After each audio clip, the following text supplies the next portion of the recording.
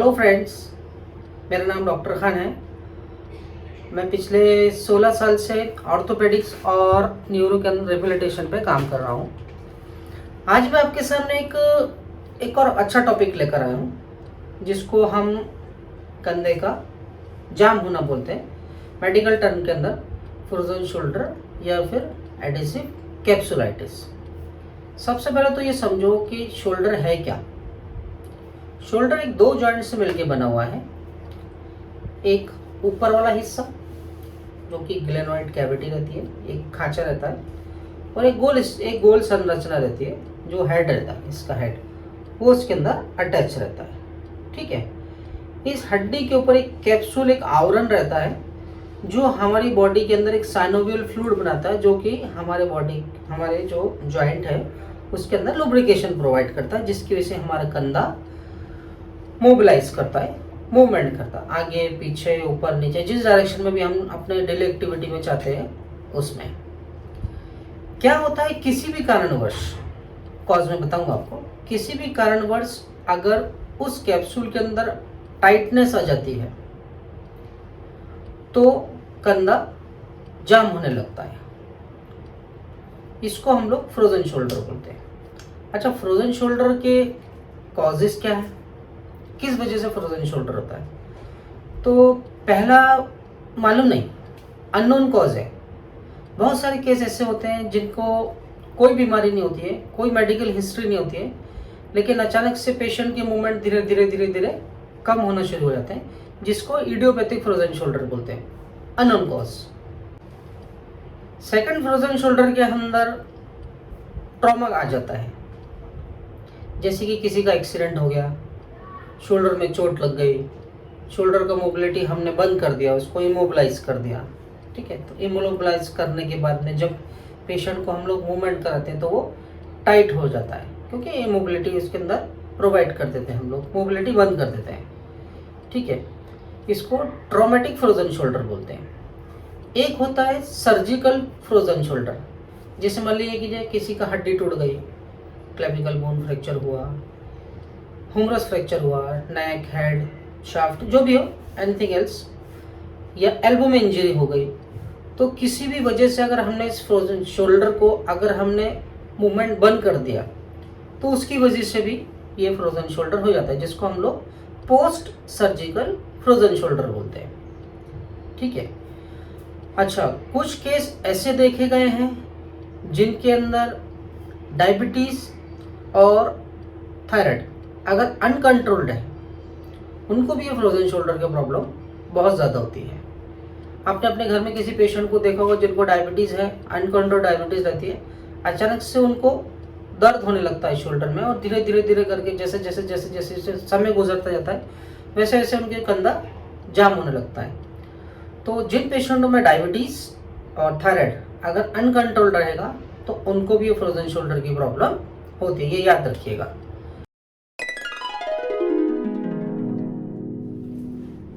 कुछ other cause भी रहते हैं, जैसे कि आपने देखा होगा कि पार्किंसन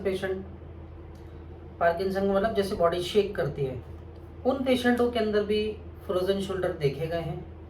एक और केस के अंदर फ्रोजन शोल्डर देखा जाता है जिसको हम लोग पोस्ट पैरालिटिक फ्रोजन शोल्डर बोलते हैं। पोस्ट पैरालिटिक मतलब पैरालिसिस हुआ और पेशेंट का धीरे धीरे मूवमेंट कम होता है। अगर हम फिजियोथेरेपी करते हैं उस पेशेंट की, मतलब पैरालिसिस पेशेंट का, जब भी हम हाथ ऊपर उठाते हैं तो काफ़ी पेनफुल रहता है, और धीरे धीरे जाके कभी कभी किसी केस के अंदर वो शोल्डर भी स्टिफ हो जाता है। तो ये भी केस देखे जाते हैं फ्रोजन शोल्डर। पेशेंट जैसे ओपीडी के अंदर आता है तो सबसे पहले क्या कंप्लेन लेके आता है? कंप्लेन क्या है पेशेंट को?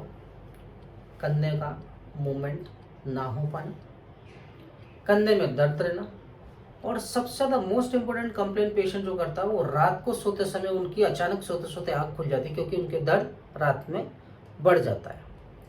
ठीक है, तो ये 3 कंप्लेन है। मैं आपको जो बताना चाह रहा था बात, कि कभी भी अगर आपको शोल्डर का इश्यू हो तो सबसे पहले उसकी डायग्नोसिस कराना बहुत ज़रूरी है। हर शोल्डर का पेन या वो मूवमेंट जिसकी वजह से शोल्डर को हम लोग ऊपर नहीं कर पा रहे हैं, फ्रोजन शोल्डर नहीं कहलाता है। जैसे कि एग्जांपल मैं आपको बताता हूँ। फ्रोजन शोल्डर के अंदर एक्टिव और पैसिव दोनों मूवमेंट बंद हो जाते हैं। मैं उठाऊंगा तब भी नहीं उठेगा और पेशेंट उठाएगा तब भी नहीं उठेगा, क्योंकि रेस्ट्रिक्शन रहता है यहाँ पर। ठीक है, अभी मान लीजिए जैसे कि मैं ये मेरे शोल्डर में कुछ इंजरी हुआ है, ठीक है, मैं पेशेंट बोलूँ तुमको फ्रोजन शोल्डर है, अभी वो कैसे आइडेंटिफाइड होगा फ्रोजन शोल्डर के?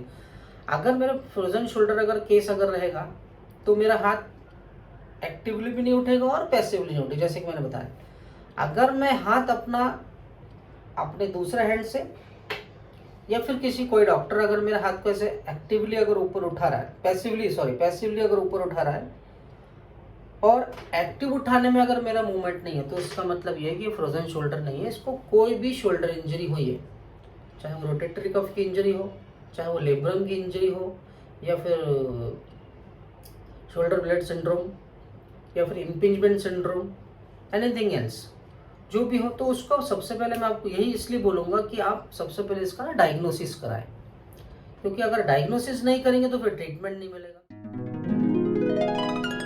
फ्रोजन शोल्डर की स्टेज, प्राइमरी स्टेज जिसको हम बोलते हैं वो फ्रीजिंग का मतलब होता है वो जाम होना शुरू होता है, जाम होना, और एक होती है फ्रोजन। ठीक है, फ्रीजिंग और फ्रोजन में दोनों में अंतर है। फ्रीजिंग प्राइमरी स्टेज है, फ्रोजन सेकेंडरी स्टेज। अच्छा, एक और थर्ड स्टेज आती है जिसको रिकवरी स्टेज बोलती है। तो इनके टाइमिंग ले लेते हैं। 0 to 5 वीक्स, मतलब पहले दिन से लेके 2.5 महीने तक, किसी को 3 महीने तक ये फ्रीजिंग स्टेज रहती है।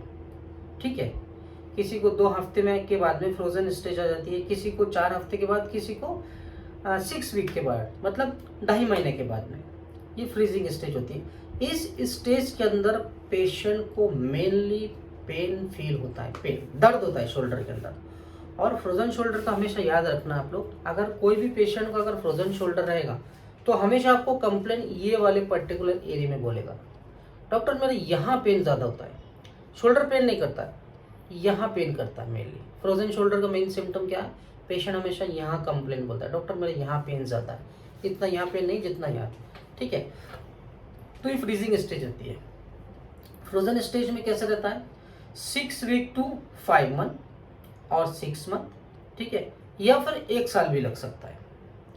उस स्टेज में 1 साल मतलब 6 हफ्ते से लेके 8 हफ्ते से लेके और 6 महीने, 7 महीने या फिर 1 साल तक वो स्टेज रह सकती है। इस पेशेंट में मोस्टली पेशेंट को टाइटनेस फील होती है, मूवमेंट बंद होने लगता है धीरे धीरे। जैसे जैसे वक्त गुजरता जाता है वैसे वैसे उसके मूवमेंट बंद होते जाते हैं। ठीक है, एक रिकवरी स्टेज क्या होती है? 1.5 साल के बाद में पेशेंट का ऑटोमेटिक फ्रोजन शोल्डर खुलने लगता है। उसको सबसे पहले मैं आपको यही इसलिए बोलूँगा कि आप सबसे पहले इसका ना डायग्नोसिस कराएं, क्योंकि अगर डायग्नोसिस नहीं करेंगे तो फिर ट्रीटमेंट नहीं मिलेगा।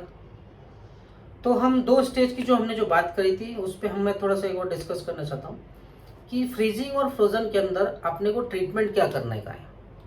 फ्रीजिंग स्टेज के अंदर मोस्टली पेशेंट को कम करने के लिए आइस,